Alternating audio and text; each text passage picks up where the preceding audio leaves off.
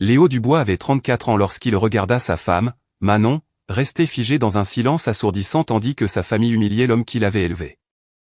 Cet homme qu'il rejetait comme un pauvre vieux fou dans son cardigan élimé avait plus d'argent sur son compte courant qu'ils n'en gagneraient tous réunis en 3 vies entières. Mais Léo ne pouvait pas leur dire. Son père lui avait fait promettre des années auparavant, et Léo avait tenu cette promesse, même en voyant son mariage s'effondrer autour de ce secret. Tout a commencé un samedi soir de fin novembre 2024, lors de la réunion annuelle de la famille Leroy dans l'imposante demeure de campagne normande de ses beaux-parents. Léo travaillait comme analyste système dans une start-up technologique, gagnant un salaire respectable de 58 000 € par an. Sa femme, Manon, venait d'une famille riche, de la vieille bourgeoisie, celle qui s'accompagnait d'attentes, de jugements et d'une conviction inébranlable que la richesse équivalait à la valeur. Son père possédait une chaîne de concessions automobiles de luxe dans plusieurs régions. Son frère, Lucas, dirigeait une société de promotion immobilière florissante. Sa mère, Valérie, n'avait jamais travaillé un seul jour de sa vie, mais possédait un doctorat dans l'art de rabaisser les autres. Le père de Léo, Jean Dubois, l'avait élevé seul après le décès de sa mère quand Léo avait 7 ans. Jean avait travaillé comme concierge dans une école privée pendant 30 ans, vivant dans un modeste appartement de 3 pièces dans un quartier modeste de Paris, conduisant la même vieille Renault 4 jusqu'à ce qu'elle rende l'âme l'année dernière. Il portait des vêtements de grande surface, découpait des coupons de réduction et n'avait jamais manqué un seul événement scolaire de Léo. Il avait économisé chaque centime pour payer les études supérieures de Léo, refusant que son fils s'endette. Ce que la famille Leroy ne savait pas, ce que presque personne ne savait, c'est que Jean Dubois valait environ 785 millions d'euros. L'argent provenait d'un investissement précoce dans une start-up technologique en 1997. Jean avait travaillé de nuit, nettoyant des bureaux dans un pôle technologique en France pendant une brève période où il avait déménagé dans l'espoir de trouver de meilleures opportunités. Un jeune entrepreneur nommé Antoine Mercier travaillait tard un soir, et Jean avait engagé la conversation. Antoine lui avait expliqué son idée, quelque chose sur l'amélioration des algorithmes de recherche sur Internet. Jean avait écouté, posé des questions pertinentes, et quand Antoine avait mentionné qu'il cherchait des investisseurs, Jean avait fait quelque chose de totalement contraire à sa nature. Il avait investi 15 000 €, presque tout ce qu'il avait économisé à l'époque. La société d'Antoine Mercier avait finalement été rachetée par un géant du web. Les actions de Jean s'étaient multipliées au-delà de l'imaginable, mais Jean Dubois n'avait jamais changé de style de vie. Il était retourné à Paris, avait continué son travail de concierge jusqu'à la retraite et avait vécu simplement. L'argent reposait sur des comptes gérés avec soin, fructifiant en silence. L'argent change les gens, avait-il dit à Léo lorsqu'il lui avait finalement révélé la vérité pour son 25e anniversaire. Et rarement pour le meilleur. J'ai vu ça arriver. Les gens qui gagnent au loto, ceux qui héritent, ils se perdent. Ils perdent leurs amis. Ils oublient ce qui compte. Promets-moi, mon fils. Promets-moi que tu ne le diras jamais à personne. Pas avant que je sois parti. Laisse les gens me connaître pour qui je suis, pas pour ce que j'ai. Léo avait promis. Même lorsqu'il avait épousé Manon il y a 3 ans, il avait gardé le secret. Il n'avait pas semblé nécessaire de le partager. La famille de Manon méprisait déjà Jean, faisant des commentaires sur sa situation modeste et se demandant à voix haute pourquoi Léo n'aidait pas son père à mieux vivre. Léo avait serré les dents pendant d'innombrables dîners gênants, regardant son père supporter leur condescendance avec une dignité silencieuse. Mais ce soir-là était différent. Ce soir-là, Valérie Leroy avait franchi une ligne. La soirée avait commencé de manière assez typique. La maison des Leroy était décorée à l'extrême, par des professionnels bien sûr, avec un thème automnal qui avait probablement coûté plus que le loyer mensuel de Léo. Environ 30 membres de la famille et amis proches s'étaient réunis. La plupart d'entre eux portaient des tenues casuales chic de marque qui criaient la richesse sans le dire explicitement. Léo était arrivé avec Manon et son père, qui portait sa tenue habituelle, un pantalon en toile propre, une simple chemise et ce fameux cardigan gris aux poches distendues. « Oh, Jean !» avait dit Valérie à leur arrivée, son ton dégoulinant d'une fausse douceur. « Je suis si contente que vous ayez pu venir. Nous avons beaucoup de nourriture, alors ne soyez pas timide, servez-vous copieusement. Je sais que les temps sont durs. » Jean avait simplement souri. « Merci, Valérie. Vous avez une très belle maison. » Léo avait senti Manon se crisper à côté de lui, mais elle n'avait rien dit. C'était le premier signe avant-coureur. Le second est venu 1 heure plus tard, lorsque Lucas Leroy a acculé Léo près du bar. Lucas avait 36 ans, avec le genre de confiance agressive qui vient du fait de ne jamais s'être entendu dire non. Il venait de conclure une affaire sur un complexe d'appartements de luxe et ne se gênait pas pour le faire savoir à tout le monde. Alors, Léo, dit Lucas en faisant tourner son bon verre de vin rouge. Toujours à trimer à ce poste de support technique? Analyste système, corrigea Léo doucement. Ah oui, c'est ça, ricana Lucas. Manon m'a dit que vous cherchiez une maison. Tu devrais jeter un œil à nos projets plus abordables. Je veux dire, avec ton salaire. Il laissa sa phrase en suspens, de manière significative. En fait, tu sais quoi? Vise plutôt quelque chose plus loin en banlieue. Meilleur rapport qualité-prix. Léo avait appris à laisser glisser ses commentaires. Lucas lui servait des variations de ce discours depuis 3 ans. Ce qui le dérangeait le plus, c'était la façon dont Manon se tenait à côté de lui, faisant défiler son téléphone, sans le défendre, sans rien dire. On s'en sort très bien, dit Léo d'un ton égal. Bien sûr, bien sûr. Lucas jeta un coup d'œil de l'autre côté de la pièce où Jean était assis dans un fauteuil d'angle, lisant tranquillement un livre qu'il avait apporté. Ce serait peut-être plus facile si tu n'avais pas à te soucier de soutenir ton vieux père aussi. Je veux dire, à son âge, vivre encore dans ce quartier. Mon père n'a pas besoin de mon soutien, dit Léo, la voix tendue. Allons, mec.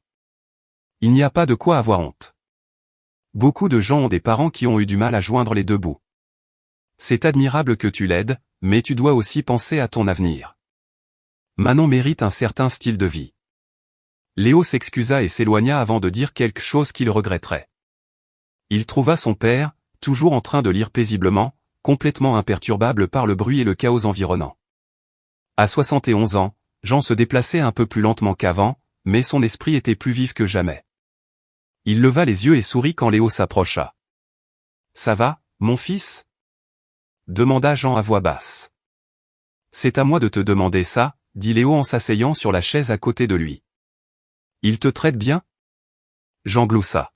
« Valérie m'a déjà proposé 3 fois de prendre des restes à la maison. Elle est assez insistante. » Léo sentit sa mâchoire se contracter. « Papa, je pourrais leur dire. Je pourrais mettre fin à tout ça maintenant. » « Non, » dit fermement Jean. « Nous avions un accord. Et d'ailleurs, leur comportement me dit tout ce que j'ai besoin de savoir sur leur caractère. Pourquoi voudrais-je leur respect s'il ne vient que de mon compte en banque ? » Léo ne pouvait pas contester cette logique, mais cela ne rendait pas la situation plus facile à supporter. La véritable explosion eut lieu pendant le dîner. Valérie avait organisé un repas traiteur servi dans de la vaisselle de luxe qui coûtait probablement plus cher par assiette que le loyer mensuel de Jean. La longue table pouvait accueillir 20 personnes et, par une manœuvre habile, Valérie avait placé Jean tout au bout, physiquement séparé des conversations principales. Léo le remarqua immédiatement et tenta de changer de place, mais Manon lui attrapa le bras. « Laisse tomber, murmura-t-elle. Ne fais pas de scène. » C'est à ce moment-là que Léo sentit quelque chose changer en lui. Ne pas faire de scène. Comme si prendre la défense de son père était le problème, et non la cruauté désinvolte qui était affichée. Au milieu du dîner, l'amie de Valérie, Sandrine Morel, avait posé des questions sur les projets de vacances de chacun. La conversation fit le tour de la table, séjour au ski à Courchevel, une croisière en Méditerranée, la location d'un mas en Provence. Quand ce fut le tour de Jean, qui ne prêtait pas attention, Valérie prit la parole. « Oh, Jean n'a probablement pas de projet. N'est-ce pas, Jean ?» Sa voix porta jusqu'au bout de la table. « Je suppose que vous passerez des vacances tranquilles à la maison. » Jean leva les yeux, son expression neutre. « En fait, je pense rendre visite à de vieux amis en Californie. »« Comme c'est gentil, » dit Valérie. « Les voyages en car peuvent être très abordables à cette période de l'année. » Plusieurs personnes rirent. Léo sentit ses mains se crisper en poing sous la table. « Je prendrai probablement l'avion, » dit calmement Jean en retournant à son repas.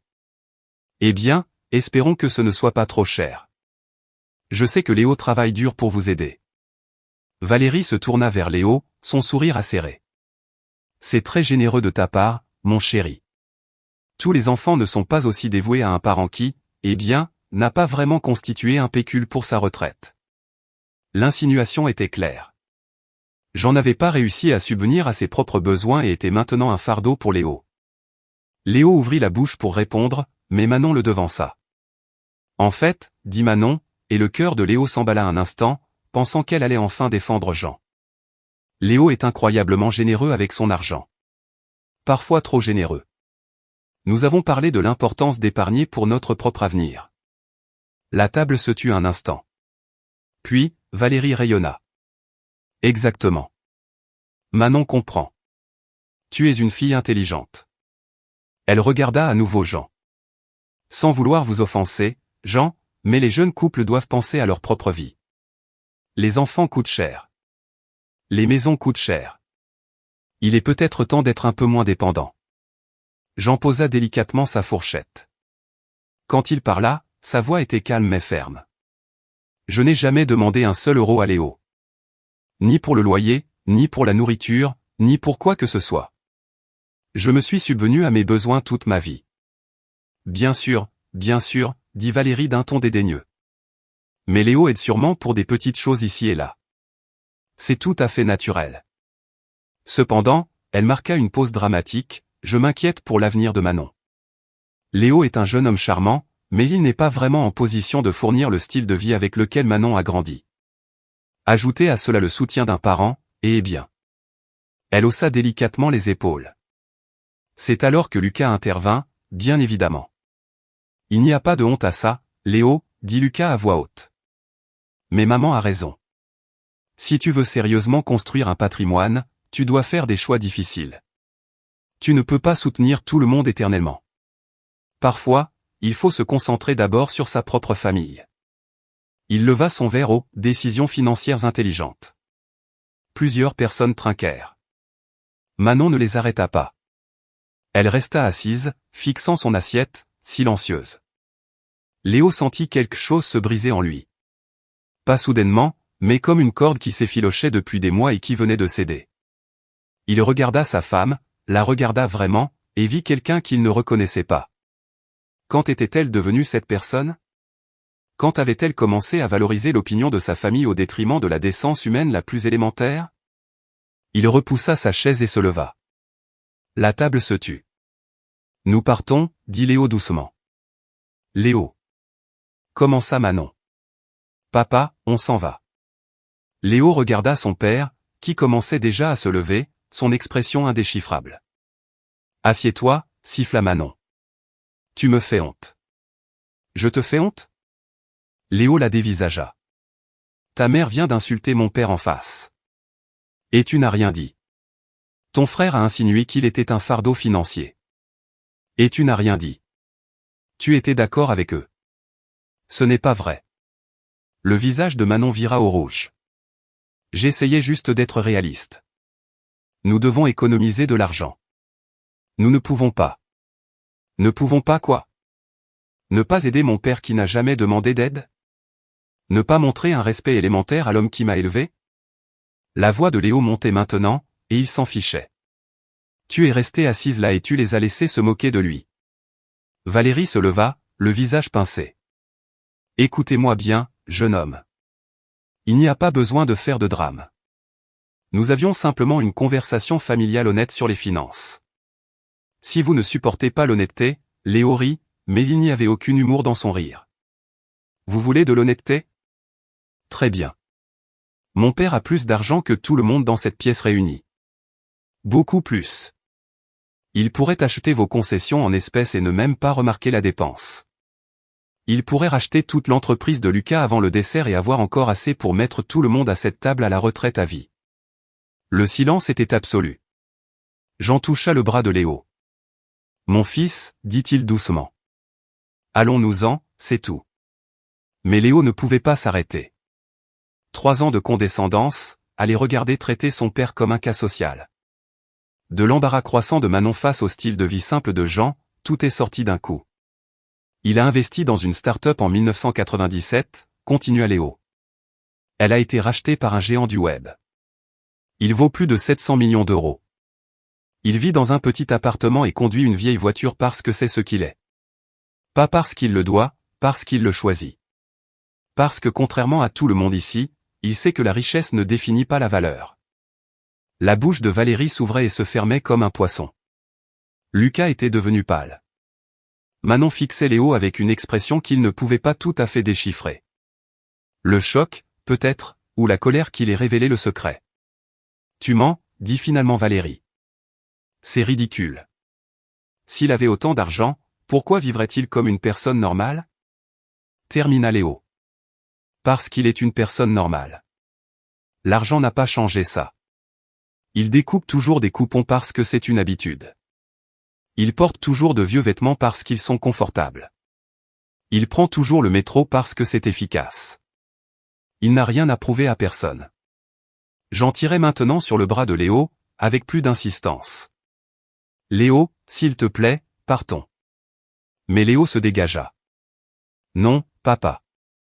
J'en ai assez de les regarder te traiter comme ça. J'en ai assez de prétendre que ça n'a pas d'importance.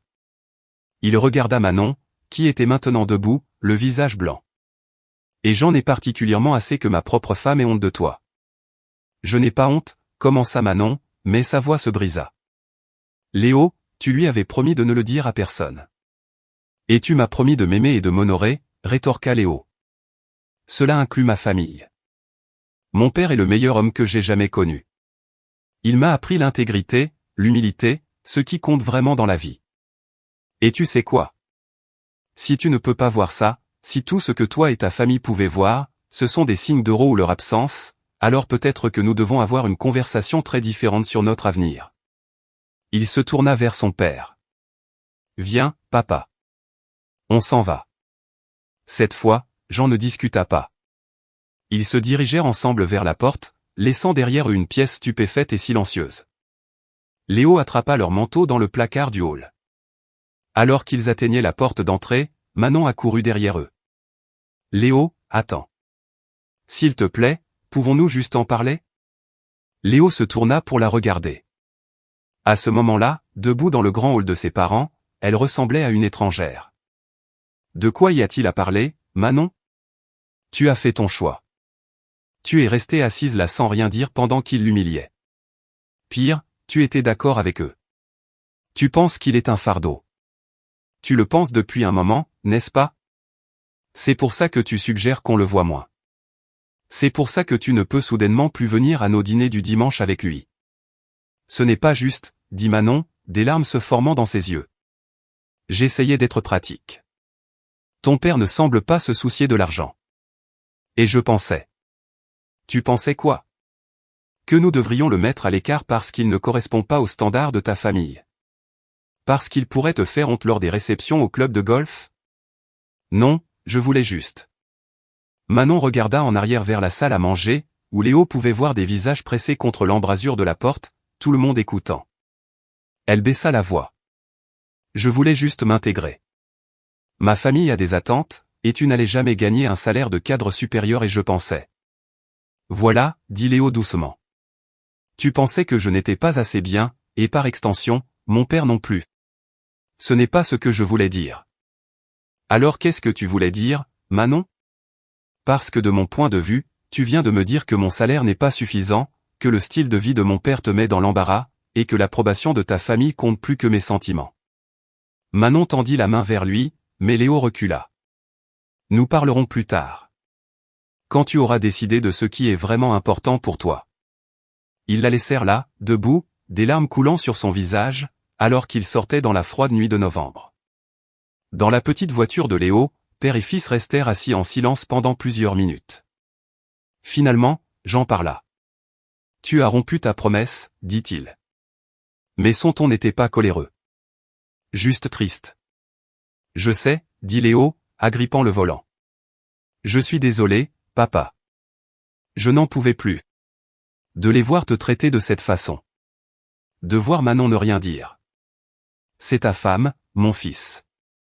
Cela va causer des problèmes. Nous avions déjà des problèmes, dit Léo doucement. Je ne voulais juste pas les voir. Jean resta silencieux un moment. Puis il se pencha et serra l'épaule de Léo. Ce que tu as dit là-dedans, que je suis le meilleur homme que tu aies jamais connu. Tu le pensais? Chaque mot, dit Léo, la voix étranglée par l'émotion. Alors tu comprends pourquoi je vis comme je le fais. Pourquoi l'argent n'a pas d'importance? Je comprends. Je l'ai toujours compris. Bien. Jean se cala dans son siège. Alors, quoi qu'il arrive ensuite, tu le géreras de la bonne manière. Avec intégrité. Ça vaut plus que tout l'argent du monde. Léo hocha la tête. Mais en quittant l'allée, il ne pouvait se défaire du sentiment que tout était sur le point de changer. Il avait exposé le secret qui avait protégé la vie paisible et privée de son père pendant près de 3 décennies. Et quelque part au fond de lui, sous la colère et la douleur, Léo réalisa autre chose. Il n'avait aucune idée si la révélation améliorerait ou empirerait les choses. Mais il était sur le point de découvrir à quel point la promesse de l'argent pouvait changer les gens, même ceux qu'il pensait connaître. Le trajet jusqu'à l'appartement que Léo partageait avec Manon dura 40 minutes. Jean insista, « Léo, dépose-moi d'abord chez moi. » Alors que l'homme plus âgé sortait de la voiture, il s'arrêta. « Léo, » dit-il en se penchant à travers la portière. « Quoi qu'il arrive ensuite, souviens-toi de ceci. Les gens qui t'aiment pour qui tu es seront toujours là. Ceux qui ne valorisent que ce que tu as n'ont jamais vraiment été là au départ. Ta mère m'a appris ça. Elle m'aimait quand j'étais un concierge fauché avec rien que des rêves. C'est ce genre d'amour qui vaut la peine d'être vécu. » Léo regarda son père entrer dans son modeste immeuble, disparaissant derrière la porte de sécurité. Puis il rentra chez lui pour affronter la suite. L'appartement était sombre quand il arriva. Manon ne serait pas à la maison avant des heures, elle devrait rester chez ses parents pour gérer la crise, expliquer ou défendre ou s'excuser. Léo ne savait pas quoi, et à ce moment-là, il s'en fichait. Il s'assit dans le salon obscur, revivant la soirée dans son esprit. Chaque mot, chaque expression, chaque moment de silence de Manon alors qu'elle aurait dû parler. Il n'avait aucune idée de ce qui les attendait, aucun d'entre eux. Parce que la révélation de Léo n'avait pas seulement exposé la richesse de son père. Elle avait exposé exactement qui ils étaient tous vraiment. Et cette vérité valait bien plus que 700 millions d'euros. Léo ne dormit pas cette nuit-là. Il resta allongé dans son lit, fixant le plafond, vérifiant son téléphone toutes les quelques minutes. Pas d'appel, pas de texto de Manon. Rien jusqu'à 3h47 du matin, quand son téléphone vibra enfin. « Manon, je reste chez mes parents ce soir. Il faut qu'on parle demain. » C'était tout. Pas d'excuses, pas de reconnaissance de ce qui s'était passé, juste un message froid et procédural qui tordit l'estomac de Léo. Il s'assoupit finalement vers l'aube et se réveilla à 8h15 avec son téléphone qui sonnait. Numéro inconnu. Il faillit ne pas répondre, mais quelque chose le poussa à décrocher. Léo Dubois. Une voix de femme, professionnelle et nette. Ici Sophie Lefebvre, des Échos. J'espère pouvoir vous parler de votre père, Jean Dubois. Nous avons reçu des informations intéressantes sur un investissement précoce significatif dans. Léo raccrocha immédiatement. Ses mains tremblaient. Comment la presse pouvait-elle déjà être au courant? Puis il se souvint, 30 personnes à ce dîner. 30 personnes qui venaient d'apprendre que le pauvre vieux concierge valait près d'1 milliard d'euros. Bien sûr que quelqu'un avait parlé. Son téléphone sonna de nouveau. Numéro différent. Il ne répondit pas. Puis un autre appel, et un autre. À 9h, il avait reçu 17 appels de divers médias et 3 messages vocaux de personnes prétendant être des conseillers en investissement qui pourraient aider à gérer la fortune familiale. La fortune familiale. Comme si elle appartenait à Léo, comme si l'argent de son père était d'une manière ou d'une autre son affaire à gérer. Il appela Jean immédiatement. Le téléphone sonna 4 fois avant que son père ne décroche, l'air ensommeillé. « Papa, ça va? Tu as reçu des appels? HM. Oh, oui. Ça a commencé il y a 1 heure. J'ai débranché le fixe et éteint mon portable. » Léo faillit rire. La vie de son père venait d'être bouleversée, son intimité brisée, et il demandait si Léo allait bien. « Je suis tellement désolé, papa. C'est ma faute. Je n'aurais pas dû. » « Ce qui est fait, dit Jean calmement. On va trouver une solution. Je vais appeler Henri, tu te souviens de mon avocat, et voir ce qu'on peut faire contre l'attention des médias. En attendant, ne réponds à aucun appel de numéro que tu ne connais pas. Leçon déjà apprise, dit Léo. Papa, je suis vraiment désolé. Je sais que tu le es. Passe déjeuner plus tard si tu peux. On parlera correctement. Après avoir raccroché, Léo resta assis en silence pendant quelques minutes.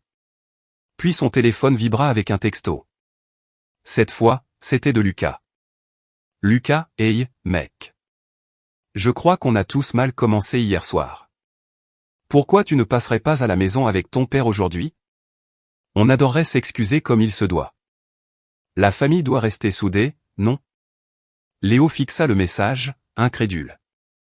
Moins de 12 heures plus tôt, Lucas se moquait des finances de Jean et suggérait à Léo d'abandonner son père pour se concentrer sur son propre avenir. Maintenant, c'était « la famille doit rester soudée ». Il ne répondit pas. 3 autres textos arrivèrent rapidement. Un de Valérie, plein d'excuses obséquieuses et une invitation à un brunch. Un de la cousine de Manon, Jennifer, que Léo avait rencontré exactement 2 fois, voulant soudainement reprendre contact. Et un de Manon elle-même. Manon, peux-tu venir chez mes parents à midi? S'il te plaît, il faut vraiment qu'on parle, tous ensemble. Léo sentit sa mâchoire se contracter. Tous ensemble. Une réunion de famille. Il pouvait déjà imaginer ce que ce serait, les Leroy essayant de tout arranger, prétendant que leur comportement n'avait pas révélé exactement qui ils étaient, se positionnant pour bénéficier de la richesse de Jean. Il répondit par texto, « Je serai à l'appartement de papa à midi. Si tu veux parler, viens là-bas. » La réponse fut presque immédiate. « Léo, s'il te plaît. Mes parents veulent s'excuser. Ne peut-on pas juste? L'appartement de papa. Midi. C'est mon offre. » Il posa son téléphone face contre la table et alla prendre une douche. Quand il en sortit 20 minutes plus tard, il avait 7 nouveaux messages textes et 4 appels manqués. Il les ignora tous. À 11h30, Léo se rendit à l'appartement de son père dans un quartier modeste de Paris. Le modeste bâtiment avait l'air comme toujours, une simple structure de 6 étages construite dans les années 70 avec un petit hall et une moquette légèrement usée dans les couloirs. Léo avait grandi ici, dans l'appartement 4B. Son père vivait toujours dans le même 3 pièces avec les mêmes meubles, la même cuisine modeste, le même tout. Mais aujourd'hui, quelque chose était différent. Il y avait un camion de reportage garé de l'autre côté de la rue. Léo jura à voix basse et se gara dans le parking souterrain. Il prit l'ascenseur de service jusqu'au 4e étage et frappa à la porte de son père en utilisant leur ancien signal, 2 coups rapides, pause, 3 autres. Jean ouvrit la porte immédiatement, l'air fatigué mais calme. « Ils m'ont trouvé plus vite que prévu, dit-il, désignant la fenêtre. TF1 est arrivé il y a 1 heure. Henri dit qu'ils perdront tout intérêt dans quelques jours si on ne leur donne rien. Je suis désolé, papa, répéta Léo. Arrête de t'excuser, dit fermement Jean. Assieds-toi. J'ai fait des sandwichs. Ils mangèrent en silence confortable pendant quelques minutes. L'appartement de Jean était une capsule temporelle. De vieilles photos de famille sur les murs. Les dessins d'enfance de Léo, toujours encadrés et exposés. Le fauteuil préféré de sa mère, toujours positionné près de la fenêtre. Tout était usé mais propre. Simple mais aimé. Alors, dit finalement Jean, raconte-moi ce qui s'est passé après que tu sois parti hier soir. Léo le mit au courant des appels, des textos, du changement soudain d'attitude de Lucas. Jean écouta sans l'interrompre, son expression pensive. Ils veulent un accès, dit Jean quand Léo eut fini. Pas à moi, mais à ce qu'ils pensent que je représente. L'argent, les opportunités, le statut. Je sais. C'est dégoûtant. C'est la nature humaine, corrigea doucement Jean. Pas la nature humaine admirable, mais prévisible. La question est, que vas-tu faire pour Manon? Léo posa son sandwich. Je ne sais pas, papa. Une partie de moi veut croire qu'elle va changer, qu'elle verra à quel point sa famille a eu tort. Mais elle te montre qui elle est depuis un moment maintenant, n'est-ce pas? Léo hocha lentement la tête. Ouais, je ne voulais juste pas le voir. Les commentaires sur ton appartement est déprimant. La façon dont elle trouvait des excuses pour ne pas venir au dîner du dimanche. Le mois dernier, elle a suggéré que nous passions les fêtes uniquement avec sa famille. Elle a dit que ce serait les plus simple. Je me suis dit qu'elle essayait juste d'équilibrer les choses, mais elle avait honte, termina Jean doucement. De moi, de tes origines, du fait que ton père n'était pas riche et bien connecté. L'ironie me tue, dit Léo avec un rire amer. Elle voulait que je vienne d'une famille riche, et il s'avère que c'est le cas, mais pas de la manière dont elle s'y attendait. À 12h15, on frappa à la porte. Léo regarda par le Judas et vit Manon, seule dans le couloir. Elle avait l'air épuisée, les yeux rouges d'avoir pleuré, portant toujours les mêmes vêtements que la veille. Léo ouvrit la porte. Manon entra, vit Jean assis à la table de la cuisine et éclata immédiatement en sanglots. « Jean, je suis tellement désolée, dit-elle, la voix brisée. Je suis tellement désolée. J'aurais dû vous défendre. J'aurais dû dire quelque chose. J'ai été une lâche. Assieds-toi, Manon, dit Jean doucement, lui désignant une chaise. Elle s'assit, essuyant ses yeux. Léo resta debout, appuyé contre le comptoir, les bras croisés. Où sont tes parents? Demanda Léo. Je pensais que ce serait une réunion de famille. Manon baissa les yeux sur ses mains. Ils voulaient venir. Je leur ai dit non. Cette conversation doit se faire juste entre nous. Quelle conversation? Demanda Léo. Celle où tu t'excuses et t'attends à ce que tout redevienne normal? Où on fait semblant que la nuit dernière n'a pas eu lieu? Non, dit Manon doucement. Celle où j'admets que j'ai été une femme terrible et une personne encore pire. L'appartement devint silencieux. Même Jean semblait surpris. Manon prit une profonde inspiration. J'ai réfléchi toute la nuit à tout ce que tu as dit. Tout ce que ma famille a fait. Tout ce que je n'ai pas fait. Et tu avais raison, Léo. Sur toute la ligne. J'avais honte de l'appartement de ton père, de ses vêtements, de sa voiture. J'étais gêné de le présenter à mes amis. Je trouvais des excuses pour ne pas le voir parce que je ne voulais pas que les gens posent des questions sur ça. Situation. Elle leva les yeux vers Jean, des larmes coulant sur son visage. Et ça fait de moi une personne horrible, parce que vous n'avez jamais été autre chose que gentil avec moi. Vous m'avez accueilli dans votre famille. Vous m'avez traité comme une fille, et je vous ai remercié en ayant honte de vous. Je ne mérite pas votre pardon, mais je le demande quand même. J'entendis la main sur la table et pris la sienne. Manon, je te pardonne. Bien sûr que je te pardonne. Juste comme ça? Elle semblait abasourdie. Juste comme ça, confirma Jean. Nous faisons tous des erreurs. Ce qui compte, c'est si nous en tirons des leçons. Léo sentit quelque chose se tordre dans sa poitrine. La capacité de son père à la grâce ne cessait de l'étonner. Mais le pardon n'était pas la même chose que la confiance, et la confiance devait se mériter. Et ta famille? Demanda Léo à Manon. Parce que papa te pardonne peut-être, mais j'ai vu ta mère se moquer de lui pendant 1 heure. J'ai vu ton frère le traiter de fardeau financier, et je les ai vus essayer de me convaincre d'abandonner mon propre père pour que nous puissions nous enrichir. Vas-tu leur tenir tête maintenant? Le visage de Manon se décomposa. Ce sont mes parents, Léo. Et il est le mien, rétorqua Léo.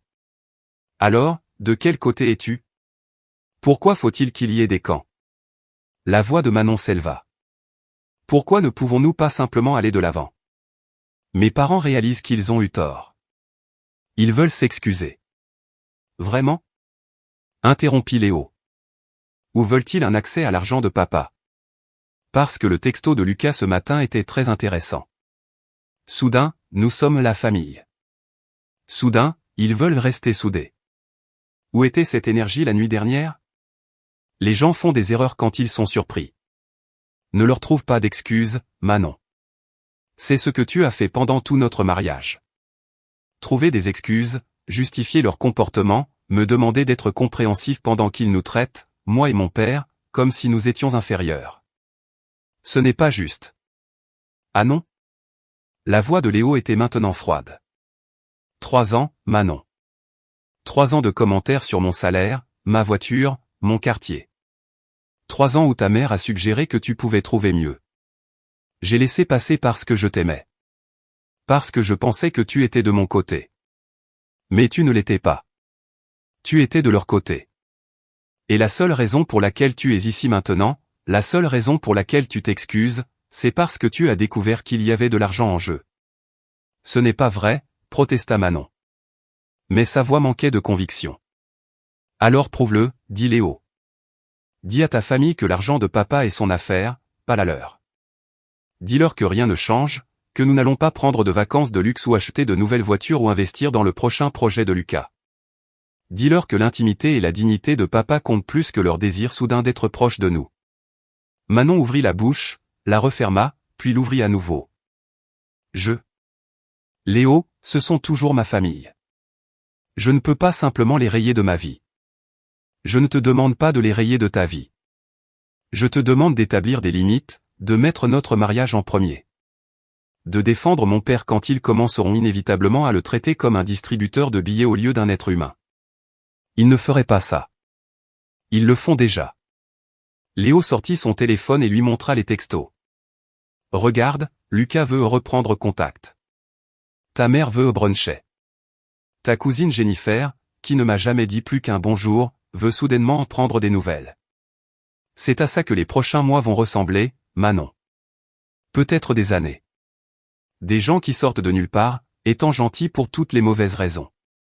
Voyant des signes d'euros au lieu de personnes.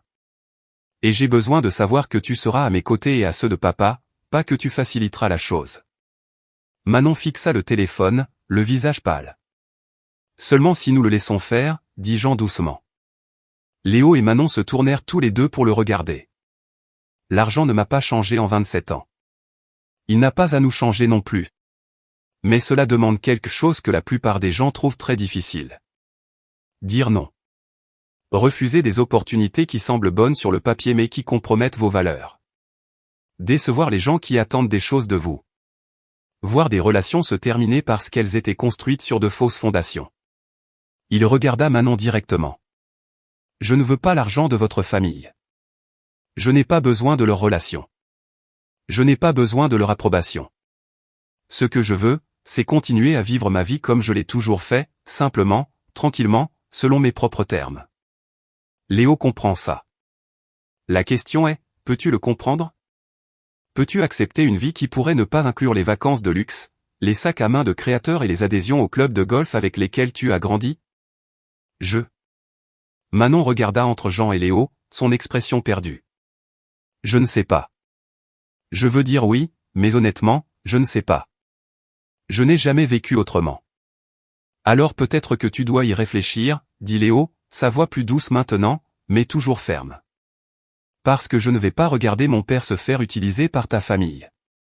Je ne vais pas rester les bras croisés pendant qu'ils prétendent soudainement se soucier de lui parce qu'il est riche.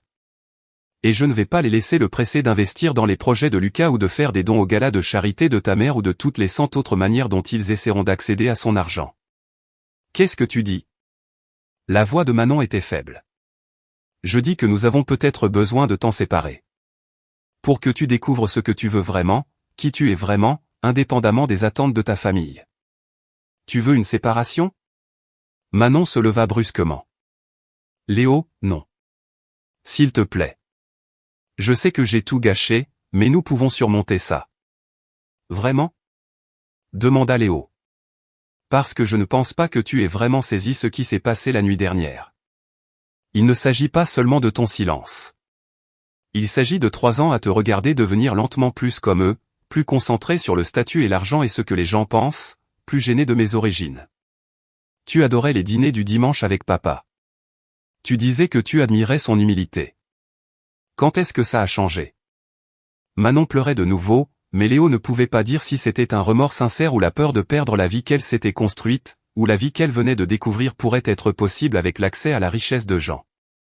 J'ai besoin d'espace pour réfléchir, dit finalement Léo. Et tu as besoin d'espace pour découvrir qui tu veux être. Indépendamment de l'influence de ta famille, indépendamment du fait de connaître l'argent de papa. Combien de temps? Murmura Manon. Je ne sais pas. Quelques semaines au moins. Où resteras-tu? Je resterai ici, intervint Jean. J'ai une chambre d'amis. Léo peut reprendre son ancienne chambre pour un moment. Manon avait l'air dévastée, mais elle hocha lentement la tête. D'accord, si c'est ce dont tu as besoin. Elle se leva pour partir, puis s'arrêta à la porte. Pour ce que ça vaut, Léo, je t'aime. Je sais que je ne l'ai pas bien montré ces derniers temps, mais c'est vrai. Je te crois, dit Léo. Mais l'amour ne suffit pas si nous ne partageons pas les mêmes valeurs. Après le départ de Manon, Léo s'effondra dans une chaise, soudainement épuisé. Jean se leva et posa une main sur son épaule. C'était difficile, dit Jean. Oui, mais nécessaire. Tu sais ce qui va se passer maintenant, n'est-ce pas? Demanda Jean. Les Leroy ne vont pas bien le prendre. Ils vont insister. Ils vont essayer de manipuler Manon. L'utiliser pour nous atteindre. Ils pourraient même essayer de la contourner complètement. Léo hocha la tête. Je sais. Qu'est-ce qu'on fait? Jean resta silencieux un moment. Nous tenons bon. Nous protégeons notre tranquillité. Et nous voyons qui sont vraiment les gens quand ils pensent qu'il y a quelque chose à y gagner. Ce n'est pas agréable, mon fils, mais c'est nécessaire. Mieux vaut le savoir maintenant que dans 5 ans. Le reste de la journée fut relativement calme. Léo déménagea quelques vêtements dans son ancienne chambre, que son père avait gardé exactement comme Léo l'avait laissé quand il avait déménagé à 22 ans. Ses vieux posters étaient toujours sur les murs, ses livres toujours sur les étagères. C'était comme remonter le temps, sauf que tout était différent maintenant. Ce soir-là, alors qu'il mangeait un simple dîner de quiche et salade, le téléphone de Léo commença à vibrer avec une nouvelle vague de messages. Mais ceux-ci ne venaient pas des Leroy. Ils venaient de personnes dont Léo n'avait pas eu de nouvelles depuis des années. Son ancien colocataire d'université voulant soudainement reprendre contact. Un cousin éloigné demandant si les rumeurs étaient vraies. Un ancien collègue suggérant qu'ils aillent boire un verre. Ça commence, dit Léo, montrant les messages à son père. Jean hocha la tête d'un air sombre. Ça va empirer avant de s'améliorer. Les gens vont sortir de nulle part. Certains avec de bonnes intentions, la plupart avec de mauvaises. Tu devras apprendre à faire la différence. Comment fait-on la différence? Le temps, dit Jean, et les limites. Les gens qui tiennent vraiment à toi respecteront tes limites. Les autres insisteront, manipuleront, te feront culpabiliser.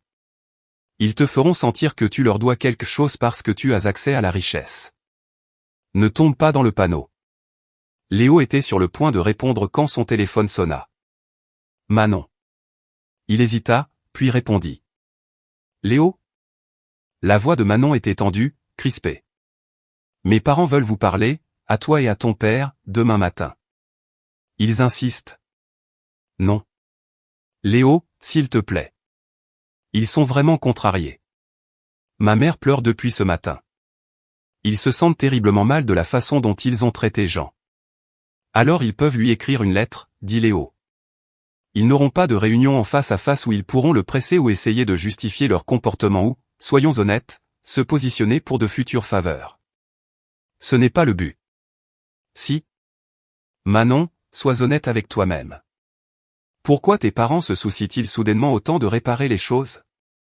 Pourquoi cette urgence? Silence à l'autre bout. Puis, très doucement, Lucas veut présenter une opportunité d'investissement à ton père. Il pense que ce serait un bon moyen de reconstruire les ponts, d'investir dans l'entreprise familiale, de devenir partenaire. Voilà. Moins de 24 heures après avoir appris la richesse de Jean, et il planifiait déjà comment y accéder. Dis à Lucas que la réponse est non, dit Léo. Dis-leur à tous que la réponse est non à tout. Pas d'investissement, pas de partenariat, pas de prêt, pas de don. L'argent de papa est à lui et il va continuer à vivre exactement comme il l'a toujours fait. Ils ne vont pas aimer ça. Je me fiche qu'ils aiment ça ou non, Manon. Et le fait que tu t'inquiètes de leur réaction au lieu de voir à quel point c'est insensé, ça me dit tout ce que j'ai besoin de savoir. Il raccrocha avant qu'elle ne puisse répondre. Jean avait écouté en silence. Maintenant, il parla. Ils vont rendre les choses très difficiles pour vous deux. Qu'ils le fassent, dit Léo. J'en ai fini de prétendre que leur comportement est acceptable juste pour garder la paix. Bien, dit Jean. Parce que ce qui va suivre va tester toutes les relations que tu as. Tu es sur le point d'apprendre qui sont tes vrais amis, qui est ta vraie famille. Ça va faire mal, mais ça va aussi te libérer. Léo hocha la tête. Mais au fond de lui, il sentait autre chose monter. Pas seulement de la colère face à l'opportunisme transparent des Leroy. Pas seulement de la douleur face à l'incapacité de Manon à tenir tête à sa famille, mais quelque chose de plus dur, de plus résolu. Il allait protéger la paix et la dignité de son père, peu importe ce que cela lui coûterait. Même si cela signifiait perdre son mariage. Même si cela signifiait couper les ponts avec toute la famille de Manon. Même si cela signifiait affronter tous les opportunistes qui sortiraient de l'ombre en quête d'une part de la fortune. Il n'avait aucune idée de ce qui les attendait. Il pensait qu'il s'agissait d'argent, d'accès, d'opportunités. Mais Léo était sur le point de leur montrer qu'il s'agissait de quelque chose de bien plus important, le respect, les limites, et la différence entre une famille qui vous aime et une famille qui vous utilise. La guerre ne faisait que commencer, et Léo était prêt à la mener.